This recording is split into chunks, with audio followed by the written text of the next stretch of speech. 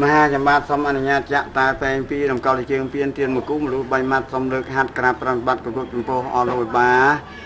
កាលពីគ្រាមុនបុគ្គលលោកបានបកបរាប់ជាឲ្យមហាចម្បាតទាំង3ចងដោតក្នុងការឆ្លាចប់សពគ្រប់អស់ហើយគ្រាក្រោយនៅឡើយនេះចម្បាតសូមជុំសិក្សាស្រាវការលោកបាតទៀតថាតើលោកអនុញ្ញាតឲ្យចម្បាតយកណាជាមុខទុកណាជាក្រោយបុគ្គលណាសូមលោកវាប្រសាសន៍បាទសាធុប្រពៃណាឥឡូវជាកិច្ចបន្តសូមលោកមហានាំកូនកំឡោះឡើងសំពះផ្ទឹមជាមួយនឹងកូនស្រីលោកមេបាតាមប្រពៃណីខ្មែរទៅចប់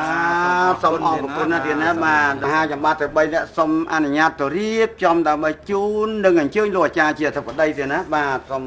ជម្រាបលា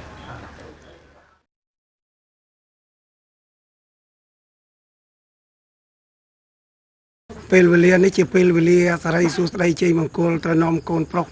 ដើម្បីមកធ្វើពិធីអង្គុយស្មងស្មាតស្ពះយកវេលាឥឡូវសូមឲ្យកូនប្រុសលើកដៃប្រណម្យឡើងថ្វាយបង្គំ3ដងកូនណាជាទំនៀមទម្លាប់ប្រពៃណីរបស់ខ្មែរកាលណាមានរៀបចំកិច្ចពិធីមង្គលការត្រូវរៀបចំរៀនទេវតាសាងសង់រៀនទេវតានេះគឺនៅខាងមុខរោងការស្លា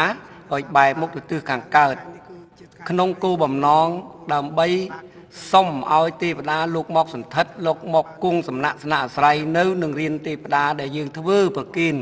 ធ្វើថ្វាយទេវតានឹងឲ្យសំពរសំជ័យនេះបំណងទី1បំណងទី2គឺសម្រាប់ថ្វាយបង្គំ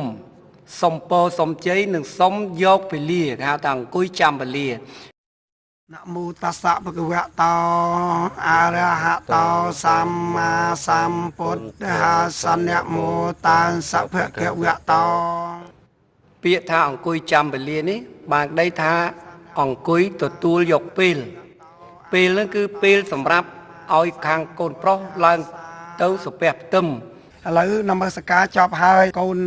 ប្រុសត្រូវទៅទិញបល័យក្នុងមាត់ធ្វើពិធីស្មងស្មាតថាសុកតោសុកតោសុកតោសុកតោណាតែទិញជាប់ណាឥឡូវហ្នឹងកូនប្រុសធ្វើពិធីស្មងស្មាតដូច្នេះសូមឲ្យមេដាកាន់ទៀនមួយបៃតាកាន់ទៀនមួយអុចបំភ្លឺជ័យមង្គលសិរីសួស្តីដល់កូនសូមចាប់ទៀនឡើងទៅហើយនៅពេលដែលខ្ញុំសូត្របើកពលាហើយខ្ញុំបានប្រាប់ថាសូមឲ្យអុចទៀនសូមឲ្យអុចទៀនឲ្យបានស្មើគ្នាហើយសូមឲ្យទៀនពលាហ្នឹងគឺថាមានសារីសួស្តីហ្នឹងជ័យជំនះហ្នឹងតទៅណាបាទហោចាំត្រៀមលក្ខណៈពុទ្ធោតែពលាដែលគាត់យកគឺតែពលាស័ព្ទអក្សរហើយពាក្យស័ព្ទអក្សរហ្នឹងគឺបានន័យថាអក្សរទាំង7តួអ្នកមោពុទ្ធាយោសទ្ធังតែចាស់គេហៅថាយោសទ្ធធំនោះគាត់អង្គុយស្មឹងស្មាតវធថាសុកតោសុកតោឬក៏ស្មឹងស្មាតវធណាដែលតាក់ទងទៅលើការអង្គុយចាំវេលានោះទៅ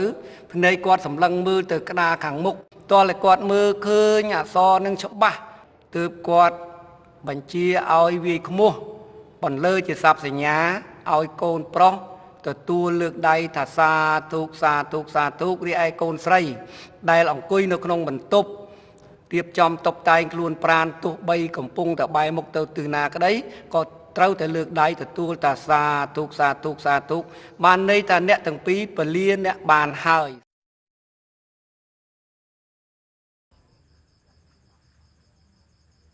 ខ្មោះបន្លឺឡើង